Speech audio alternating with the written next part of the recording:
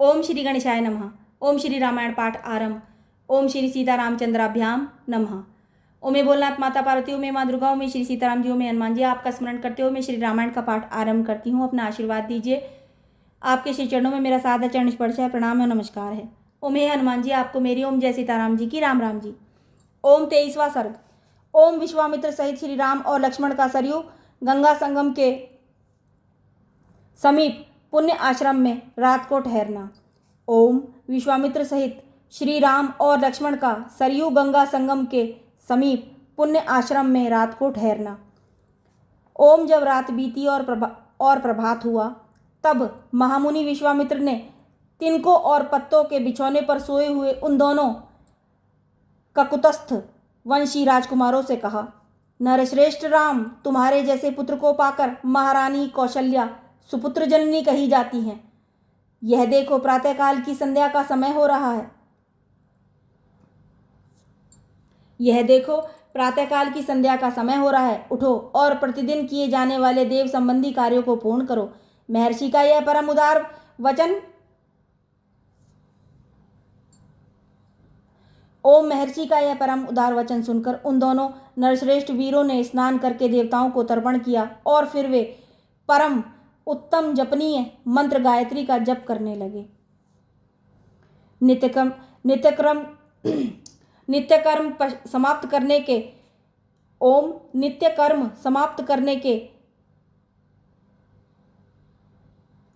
पश्चात महापराक्रमी श्री राम और लक्ष्मण अत्यंत प्रसन्न हो तपोधन विश्वामित्र को प्रणाम करके वहां से आगे जाने के लिए उद्यत हो गए।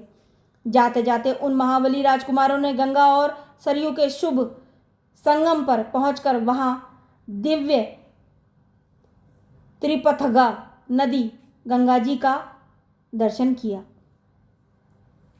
संगम के पास ही शुद्ध अंतःकरण वाले महर्षियों का एक पवित्र आश्रम था, जहां वे कई हजार वर्षों से तीव्र तपस्या करते थे। उस पवित्र आश्रम को देखकर रघुकुल रत्न श्री राम और लक्ष्मण बड़े प्रसन्न हुए। उन्होंने महात्मा विश्वामित्र से यह बात कही, भगवान, यह किसका पवित्र आश्रम है और इसमें कौन पुरुष निवास करता है? यह हम दोनों सुनना चाहते हैं। इसके लिए हमारे मन में बड़ी उत्कंठा है। उन दोनों का यह वचन सुनकर मुनिश्रेष्ठ विश्वामित्र हंसते हुए बोले, राम, यह आश्रम पहले जिसके अधिकार में रहा है उसका परिचय देता हूँ, सुनो। विद्वान पुरुष जिसे काम कहते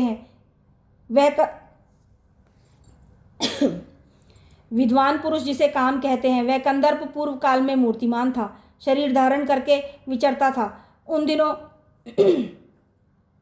उन दिनों भगवान स्थाणु शिव इसी आश्रम में चित्त को एकाग्र करके नियमापूर्वक तपस्या करते थे। एक दिन समाधि से उठकर देवेश्वर शिव मरुद्र गणों के साथ कहीं जा रहे थे। उसी समय दुर्बुद्धि काम ने उन पर आक्रमण किया। यह देख महात्मा शिव ने हुंकार करके उसे रोका। रघुनंदन, भगवान रुद्र ने रोष भरी दृष्टि से अवहेलना पूर्वक उसकी ओर देखा। फिर तो उस दुर्बुद्धि के सारे अंग उसके शरीर से जीर्ण शीर्ण होकर गिर गए। वह वहां दग्ध हुए महामना कंदर्प का शरीर नष्ट हो गया।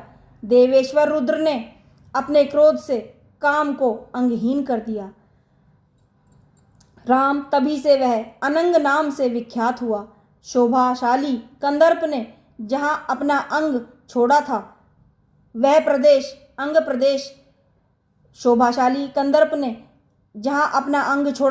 प्रदेश अंगदेश के नाम से विख्यात हुआ। यह उन्हीं महादेव जी का पुण्य आश्रम है। वीर, ये मुनिलोक पूर्व काल में उन्हीं स्थाणु के शिव के धर्मपरायण शिष्य थे। इनका सारा पाप नष्ट हो गया है। शुभ दर्शन राम, आज की रात में हम लोग यहीं इन पुण्य सरिताओं के बीच में निवास करें। कल सवेरे इन्हें पार करेंगे।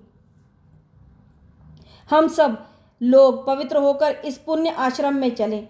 यहाँ रहना हमारे लिए बहुत उत्तम होगा। नरश्रेष्ठ, यहाँ स्नान करके जप और हवन करने के बाद हम रात में बड़े सुख से रहेंगे। वे लोग वहाँ इस प्रकार आपस में बातचीत कर ही रहे थे कि उस आश्रम में निवास करने वाले मुनि तपस्या द्वारा प्राप्त हुई दूरदृष्टि से उनका आगमन जानकर मन ही मन बड़े प्रसन्न हुए। उनके हृदय में हर्ष जनित उल्लास छा गया। उन्होंने विश्वामित्र जी को अर्घ्य, पाद्य और अतिथि सत्कार की सामग्री अर्पित करने के बाद श्री राम और लक्ष्मण का भी आतिथ्य किया। यथोचित सत्कार करके उन मुनियों ने इन अतिथियों का भांति भांति की कथा वार्ताओं द्वारा मनोरंजन किया। फिर उन महर्षियों ने एकाग्रचित होकर यथावत संध्या वंदन एवं जप किया। तदंतर वहां रहने वाले मुनियों ने अन्य उत्तम व्रतधारी मुनियों के साथ विश्वामित्र आदि को शयन के लिए उपयुक्त स्थान में पहुंचा दिया। संपूर्ण कामनाओं की पूर्ति करने वाले उस पुण्य आश्रम में उन विश्वामित्र आदि ने बड़े सुख से निवास किया। धर्मात्मा मुनिश्रेष्ठ विश्वामित्र ने उन मनोहर राजकुमारों का सुंदर कथाओं द्वारा मनोरंजन किया। धर्मात्मा मुनिश्रेष्ठ विश्वामित्र ने उन मनोहर राजकुमारों का सुंदर कथाओं द्वारा मनोरंजन किया। इस प्रकार श्री वाल्मीकि निर्मित आश रामायण आदि काव्य के बालकांड में 23वां सर्ग पूरा हुआ। ओम। इस प्रकार श्री वाल्मीकि निर्मित आश रामायण आदि काव्य के बालकांड में 23वां सर्ग पूरा हुआ। ओम। जय सीताराम जी की। राम राम जी। ओम। जय हनुमान जी की।